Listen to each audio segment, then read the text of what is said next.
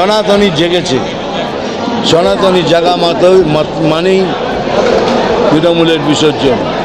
কাশীপুর তরুণ সংঘ লাইব্রেরিতে কাশীপুর ও পাড়া বিধানসভার মণ্ডল ও বুথ সভাপতিদের সম্মেলনে বিজেপির কেন্দ্রীয় নেতৃত্ব মিঠুন চক্রবর্তী। তিনি বলেন, সবাই একসাথে লড়লে তৃণমূলকে হারানো সম্ভব। এই লড়াই আমাদের শেষ লড়াই, হারলে এ বাংলা আর বাংলা থাকবে না।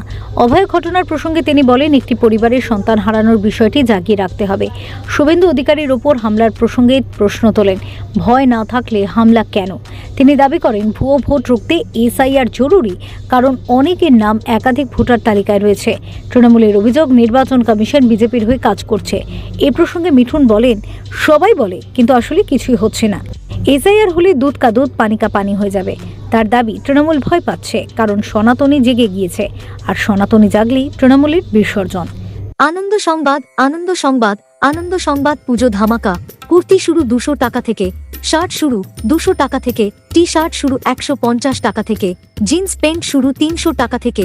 এছাড়াও পাবেন সুলভ মূল্যে বাচ্চাদের আধুনিক ডিজাইনের পোশাক ও শাড়ি। কেনাকাটার সঙ্গে পাবেন উপহার। একবার এসে দেখে যান। Lakshmi collection, main road, Jhalda, Ananda Bazar, জেলা পুরুলিয়া। যোগাযোগ নাম্বার 700100073004। যেটা আমাদের দরকার, আমরা একটা হয়ে একসাথে নিচে লড়বো, আর এই লড়াই আমাদের শেষ লড়াই। এই জন্যই বলছি, যদি না হয় তাহলে এ বাংলা আর বাংলা থাকবে না। অনেক তো আছে, বিজেপি, কংগ্রেস আছে, সিপিএম আছে, এরা বাইরে আছে, এদের কি বলবেন? এদের ভাই কিছু বলার নেই আমার। আমি খালি বলতে চাই, যদি সত্যিকারে তৃণমূলকে হাঁটাতে চান, সবাই এক ছাতার নিচে আসুন, একসাথে লড়ুন। বলছি, আবার আরজিকর ইস্যু নিয়ে 1 বছর পেরিয়ে গেলেও আজকে আবার রাত জাগার বার্তা দিয়েছে সারা পশ্চিমবঙ্গ জুড়ে। এ বিষয়ে কি বলবেন? অভয়াকে তোমরা ভুলে যাচ্ছিলে, সবাই অন্যদিকে ডাইভার্সন হয়ে যাচ্ছিল। অভয়াকে নিয়ে এখনও আমার কাছে আসেনি, যদি আসে আমার কাছে অভয়া প্রথম হবে। কেন অভয়া একজনের ফ্যামিলি থেকে একটা সন্তান চলে গেল, তার দিকে কারো ধ্যান নেই। সেটাকে জাগিয়ে রাখতে হবে, আর যতক্ষণ না এর ফেসলা হয় এটাকে জাগিয়ে রাখতে হবে।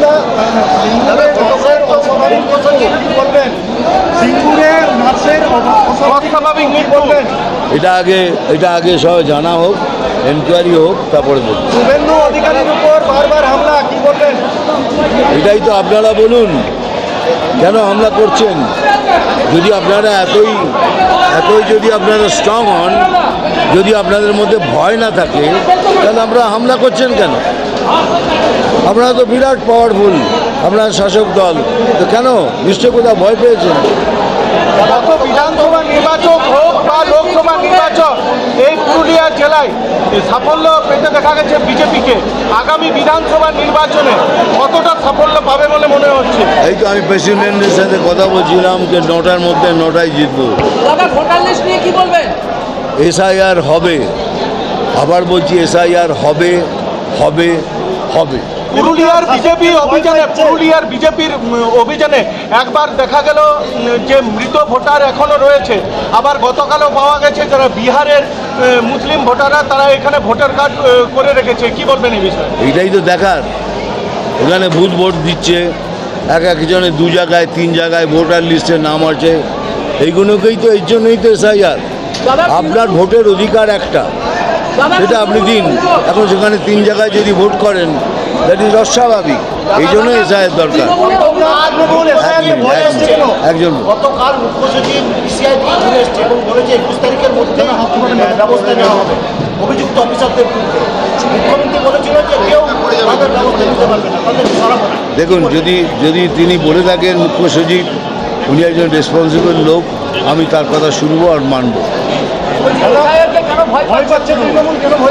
কেন ভয় পাচ্ছেন? আপনারা তো এত শক্তিশালী দল, কেন ওরা বুঝে গেছেন এবারে সনাতনী জেগেছে, সনাতনী জাগা মানেই তৃণমূলের বিসর্জন।